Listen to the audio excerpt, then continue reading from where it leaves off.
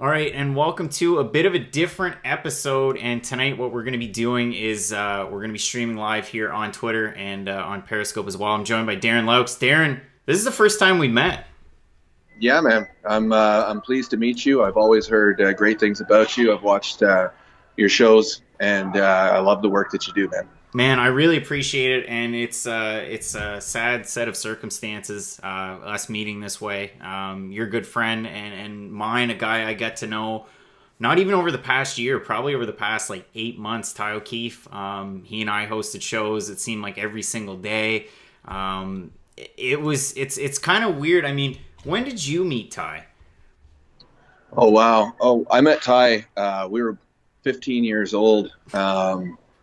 So way back at the start of high school, he was a young guy that I met through playing basketball in Perth, and we had a couple of similar friends, some similar acquaintances too.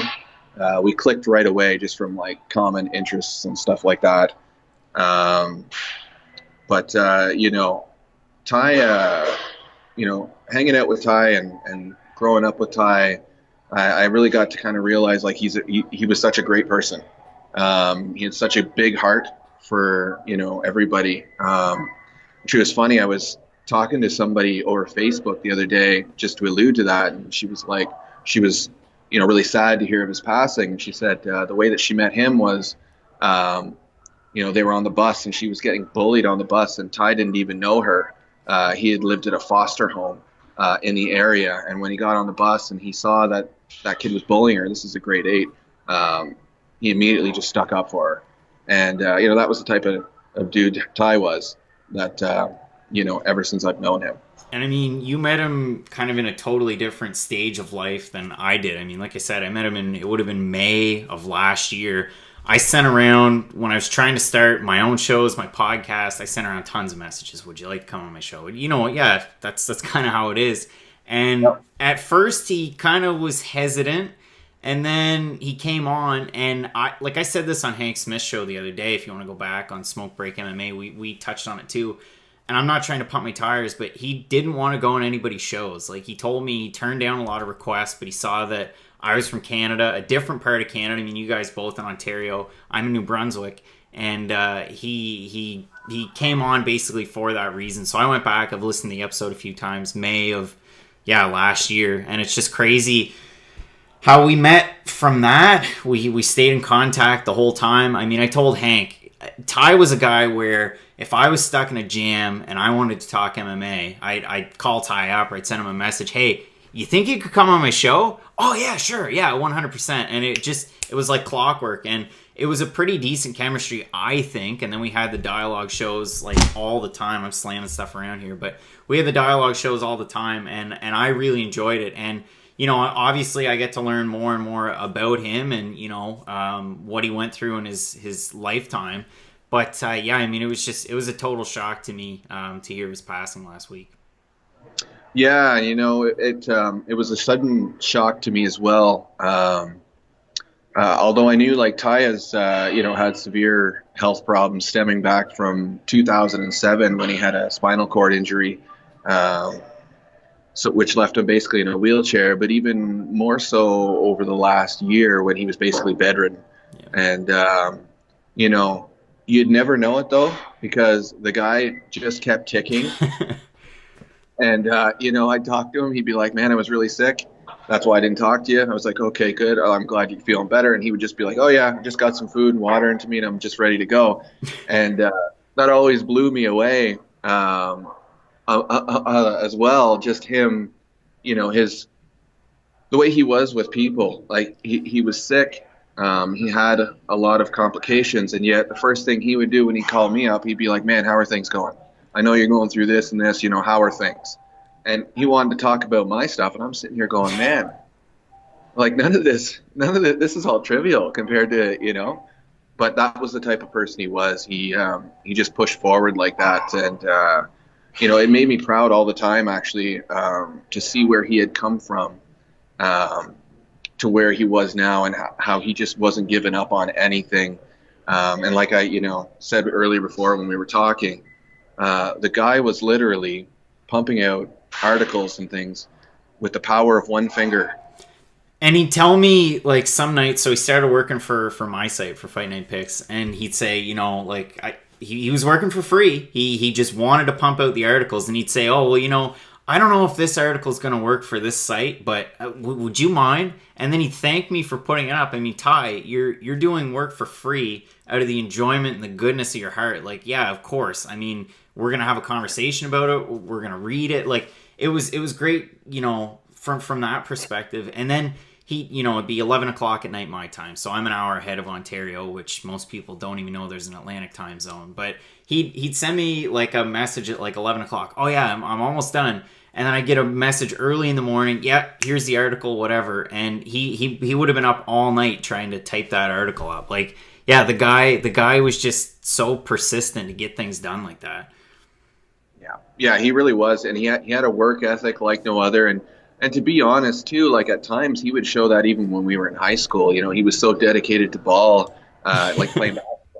And man, the guy would play at any hour of the night, like any hour, like any time. If I was bored and I tried to get a hold of Ty, and it was 10 or 11 o'clock, and I'd be like, hey man, you want to just go shoot around or something? He'd be like, yeah. And then it'd be like, you want to play one-on-one? You want to do, you know, like it was just, he was dedicated to something. He would put everything he had into it. And I mean, like, yeah, he was such a good mentor for me, and he threw so many different things at me like I wouldn't have considered. And I wrote an article a while ago. It would have been back in the fall. I was still in school at UNB, and the school decided to get rid of combat sports. They used to have boxing events there. They had MMA events.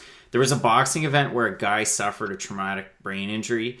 They also kind of put that together with an MMA event that they had, and there were a few fights in the stands, and they were kind of both bad looks. So instead of, you know, maybe more security, this and that, they just decided to ban combat sports. And when I went about writing the article, first of all, I'm a student at that university. Second of all, I'm involved in MMA in a capacity. So I kind of wanted to tread lightly on it. And he said, no, you got to really push forward. You really got to press this issue. And another thing was, you know, dealing with people online. And I always want to be the nice guy. That's always what I do in my shows. I mean, anybody watching this on Twitter, Periscope, that's how I go about things. And he'd say, no, if somebody's going to have an argument, you have a good point, you go after it. So I really admired that. I really enjoyed that. And he definitely helped me in my work for sure. Yeah, and you know what? He did the same for me. Even, you know, I'm much greener than you or Ty when it comes to MMA media and stuff like that. So it was a learning curve for me. And one of the things that Ty told me was, you know, he's like, you know, he really pushed on me was, you know, the sport, you've done it, you've done it, you've trained it. And he the more he would talk me up about it, it gave me more confidence and more reassurance that even if I had something bold to say it. Yeah. And even to the point where our last show or two, he was almost trying to reel me back, or he was like, you know, he's like, so I'm like, you let the monster loose, man. Like, you know, so anyways, yeah, Ty was that kind of guy. And I know, I'm not too sure what he has said to you in person and stuff, but man, did he ever sing your praises? Even the first few times that I met him, or not met him, sorry, was talking with him about this MMA media and stuff. He was like, you know, I've got a friend named Craig, blah blah blah. You got to hear his stuff. He's so good. He's so polished. He's got this great voice, great outlook. And I, man, I'm not even joking when I say like your name probably came up in about 70% of the phone calls and stuff that we had. So. Yeah, that's who Ty was. Well, I mean, I appreciate it, and he was super. That was the thing, and even like when I talked to his mom over the weekend, and you know, one of the things I said, it was nice to see. I mean, he had a great outlook for this coming year, and that was one of the good things for sure for him, because there were times where he would doubt himself, or he would doubt the direction that maybe one of our shows was going. And you talk about reeling somebody, and I'd reel him in, and I'd say, no, like, you know, we're doing it the right way, or if we go about it this way, it's going to go really well. And you know, advice on both sides. And when I talked to his mom, that was one of the things that really stuck out to her, was that he had a positive outlook, and he had a lot of plans. And even in talking to Hank Smith on Smoke Break, that was another thing. I mean, they were planning a show, just the two of them. We had Kristen King on the Talktagon. Hank had her on. He had you on. Like, it was this little community, and it was all kind of centered around Ty too. So it made me feel a lot better knowing that that's how she felt. He had a lot of plans for the future, and that kind of eased it a little bit. Yeah, I mean, he had a great outlook for his future. We would have all sorts of conversations, and he was constantly talking about where he wanted to see his shows going in the next bit, like where he thought all 5 rounds was going to go, where he thought everything was going to go with you with the Talktagon and everything like that. So he was definitely, looking forward and had a bright outlook. Yeah, 100%. And the other thing is, and I know you had posted it on Twitter. Well, I want to say this, first of all, before we go any further.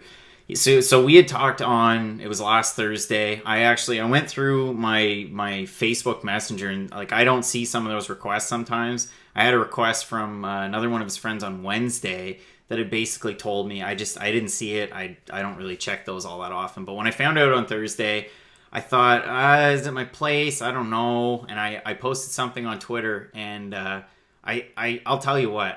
So I've gone back to work selling heavy equipment. I don't check my personal phone all that often. So I sat it down, but I found myself every hour. I was checking it. Like, I don't know how this is going to go over or whatnot. And it was probably 3 or 4 hours later, and then people started to share it around, and there was so much positivity. Well, I mean, you know what I mean, right? Like, people like a positive outpouring of support, and so many people cared so deeply about him.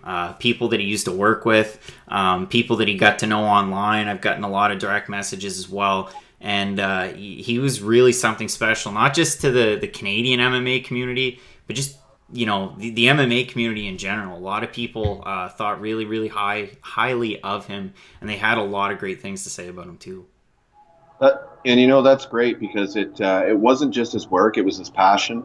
Some of his most proudest moments that we would talk about, or when we would talk about things MMA related and stuff, was like him being able to ask Rampage Jackson 1 or 2 interview questions, and how Rampage wrote him a little bit on his voice and stuff like that. And man, he was so happy and proud that he was able to do that.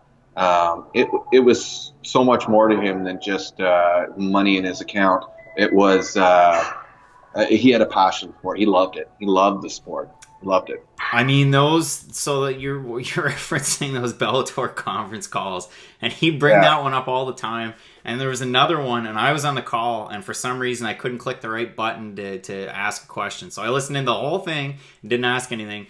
And he pressed, you can go back, you can find it on YouTube. He pressed Scott Coker about weigh-ins and different things. And Scott Coker didn't totally deflect the question, but he didn't really answer it either. And that left him, I would say, miffed. And he'd bring it up all the time. So yeah, he took it super seriously, but it was definitely a passion of his. And it was great to see him following his passion for sure. And another thing was, and you had posted it on Twitter, I think I shared it around, and if it's not on Facebook, I'll share it around there too. You had started a GoFundMe page for some of the services and different things. Could you kind of touch on that a little bit? Yeah, absolutely. We started a GoFundMe page. It's to help Ty's mom cover some of the costs of his services, and hopefully we can help her out with some other things, as Ty was sort of her main financial supporter.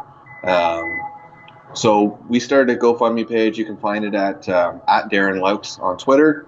And as well, you could also look me up on Facebook, Daren Loucks. It's there right on my page. I think I pinned it as well to my Twitter page. And I believe you shared it, and some other folks have as well.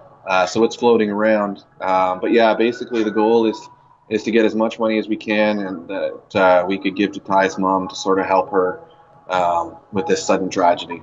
Yeah, 100%. And I'll be sure to share it around a couple more times as well. Really important stuff there. And yeah, just a shame that we lost a friend. Of course, I mean, I just met him 8 months ago. You've known him for a very long time. So yeah, very best. And hopefully we can raise some money there as well. Daren, thanks so much for joining me again. Kind of a shame that this is the first time that we met.